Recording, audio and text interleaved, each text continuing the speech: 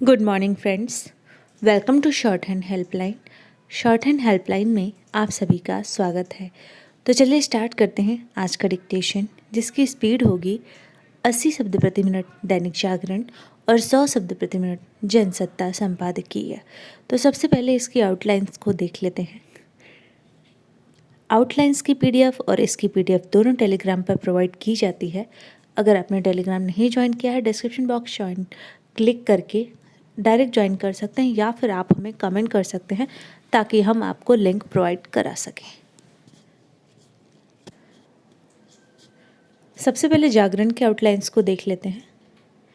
आप वीडियो को पॉज करके स्क्रीनशॉट ले सकते हैं। उसके बाद जनसत्ता संपादकीय,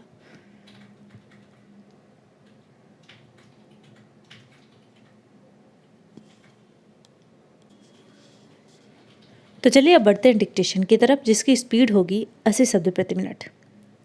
उसके पहले प्लीज़ चैनल को सब्सक्राइब कर लीजिए और बगल में जो नोटिफिकेशन बेल आइकन है उसे दबाना बिल्कुल भी ना भूलें, ताकि जो भी वीडियोस हम अपलोड करें उसके नोटिफिकेशन आपको सबसे पहले मिले।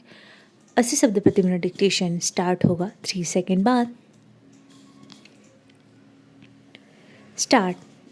अरुणाचल प्रदेश के तवांग में चीनी सेना की आक्रामक हरकत ने 2 वर्ष पहले लद्दाख के गलवान में हुई खूनी झड़प की याद दिलाने के साथ यह भी स्पष्ट कर दिया कि चीन अपनी शत्रुतापूर्ण गतिविधियों से बाज आने वाला नहीं है। तवांग की घटना ने यह भी साफ कर दिया कि चीनी सेना आगे भी भारतीय सीमा में अतिक्रमण करने की कोशिश कर सकती है। यह ठीक है कि गलवान की घटना के बाद से भारतीय सेनाएं सतर्क हैं, लेकिन अब केवल सतर्कता बरतना ही पर्याप्त नहीं। हमारी सेनाओं को चीनी सेना के खिलाफ रक्षात्मक के बजाय आक्रामक रवैया अपनाना होगा। ऐसा लगता है कि गलवान में उसे वैसा सबक नहीं सिखाया जा सका जैसा जरूरी था। पैरा। कम से कम अब तो यह सुनिश्चित किया जाना चाहिए कि उसे सही सबक सिखाया जाए। यह केवल सीमाओं पर चौकसी बरतने से नहीं, बल्कि उस पर आर्थिक निर्भरता कम करने से भी होगा। यह ध्यान रखा जाना चाहिए कि गलवान की घटना के बाद आयातित चीन वस्तुओं पर निर्भरता कम करने के जो तमाम कदम उठाए गए उनसे वांछित परिणाम प्राप्त नहीं हुए। अफसोस कि ऐसा आत्मनिर्भर भारत अभियान शुरू करने के बाद भी नहीं हुआ। पैरा। यह सही समय है कि उन कारणों का निवारण किया जाए जिनके चलते चीनी वस्तुओं पर भारत की निर्भरता कम होने का नाम नहीं ले रही है। इस दिशा में ठोस उपाय इसलिए भी किए जाने चाहिए क्योंकि व्यापार के मामले में पलड़ा चीन की ओर झुका हुआ है। यह भी समझा जाना चाहिए कि चीनी ऐप्स पर पाबंदी लगाना पर्याप्त नहीं साबित हुआ। पैरा। बेलगाम चीन को सही संदेश देने के लिए भारत को उन देशों से संपर्क संवाद बढ़ाकर आर्थिक एवं सैन्य सहयोग कायम करने के लिए भी सक्रिय होना चाहिए, जो उसकी दादागिरी से पीड़ित हैं। इसके अतिरिक्त भारत को तिब्बत और ताइवान के मसले पर भी मुखर होना होगा। इस सब के साथ ही यह भी आवश्यक है कि चीन के मामले में देश का राजनीतिक नेतृत्व एक सुर से बोलना सीखे। यह देखना दुखद है कि जब राजनीतिक नेतृत्व को एकजुट होने के साथ ऐसा दिखना भी चाहिए, तब वह सरकार को घेरने में लगा हुआ है। कांग्रेस सरकार पर कुछ ज़्यादा ही हमलावर है। कभी कभी ऐसा लगता है कि उसके इस हमलावर रवैये का कारण यह है कि चीन के संदर्भ में उसकी अपनी रीति नीति को लेकर सवाल न उठने पाए। पैरा, इसकी अनदेखी नहीं की जा सकती कि डोकलाम विवाद के समय राहुल गांधी भारत सरकार को सूचित किए बिना चीनी राजदूत से मुलाकात कर आए थे। यह समझना भी कठिन है कि कांग्रेस को चीनी कम्युनिस्ट पार्टी से समझौता करने की क्या ज़रूरत थी। यह समझौता इसलिए आपत्तिजनक है क्योंकि राजीव गांधी फाउंडेशन ने चीन से पैसा लेने में भी संकोच नहीं किया था। 80 शब्द प्रति मिनट डिक्टेशन समाप्त हुआ। अब बारी है 100 शब्द प्रति मिनट के डिक्टेशन की। 100 शब्द प्रति मिनट डिक्टेशन स्टार्ट होगा 4 सेकेंड बाद।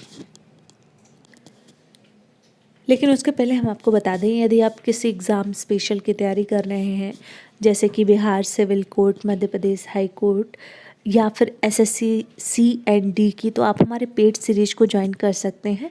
वहाँ आपको एग्ज़ाम स्पेशल डिक्टेशन दिया जाएगा और उसकी प्रैक्टिस भी कराई जाएगी ताकि आपकी तैयारी बेहतर से बेहतर तरीके से हो सके। अगर आप ज्वाइन करना चाहते हैं तो आप सर्च करके डेमो ले सकते हैं या फिर हमें कमेंट कर सकते हैं। तो चलिए स्टार्ट करते हैं। आप 100 शब्द प्रति मिनट डिक्टेशन स्टार्ट। वायु प्रदूषण को लेकर लंबे समय से जताई जा रही चिंताओं के बीच अब इतना जरूर हुआ है कि बड़ी तादाद में लोग इस मसले पर जागरूक हुए हैं और इससे बचने के उपायों को लेकर सचेत रहते हैं, मगर प्रदूषण के अन्य स्वरूपों के प्रति अभी वैसी समझ नहीं बन पाई है। खासकर तेज स्वर में बजने वाले यंत्र आसपास के माहौल को अशांत करने और व्यक्ति की सेहत पर क्या असर डाल सकते हैं, इस बारे में शायद ही कोई फिक्र करता है। पैरा, हालांकि ध्वनि प्रदूषण को लेकर अक्सर सतर्क किया जाता और इससे बचने की सलाह दी जाती है। इसे नियंत्रित करने के लिए दिशा निर्देश और नियम कायदे भी हैं, लेकिन इसके प्रति अपेक्षित गंभीरता नहीं दिखती है। शायद यही वजह है कि दिनों दिन ध्वनि प्रदूषण की समस्या गहराती जा रही है। इसके मद्देनज़र राजधानी दिल्ली में सरकार ने शोर से होने वाले प्रदूषण पर अंकुश लगाने के लिए सख्ती बरतने का फैसला किया है। इस संदर्भ में दिल्ली के पर्यावरण विभाग ने अपने एक आदेश में कई संबंधित महकमों को राष्ट्रीय राजधानी में ध्वनि प्रदूषण के स्थानीय स्रोतों पर पूरी तरह रोक लगाने को कहा है। पैरा, गौरतलब है कि दिल्ली प्रदूषण नियंत्रण समिति ने पिछले साल 25 जून को इस मामले में स्पष्ट निर्देश जारी किया था, जिसके तहत ध्वनि नियमों का उल्लंघन करने का दोषी पाए जाने पर 1 लाख रुपए तक का जुर्माना लगाया जा सकता है। ध्वनि प्रदूषण विनियमन और नियंत्रण नियमों के अनुसार अधिकारियों की इजाज़त के बिना लाउडस्पीकर या सार्वजनिक उद्घोषणा प्रणाली का उपयोग नहीं किया जा सकता। पैरा इसके अलावा सभागार, सम्मेलन कक्ष, समुदाय और विवाह समारोह आदि के लिए निर्धारित बंद परिसरों को छोड़कर लाउड स्पीकरों का उपयोग रात 10 बजे से सुबह 6 बजे के बीच नहीं किया जा सकता।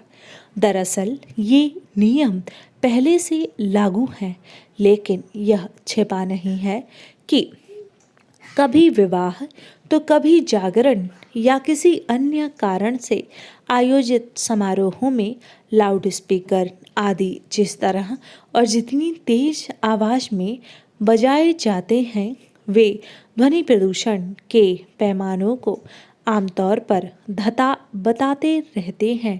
पैरा साथ ही सड़कों पर चलने वाले वाहन भी कई बार रात में नाहक तेज स्वर में भूं भूं बजाते हैं।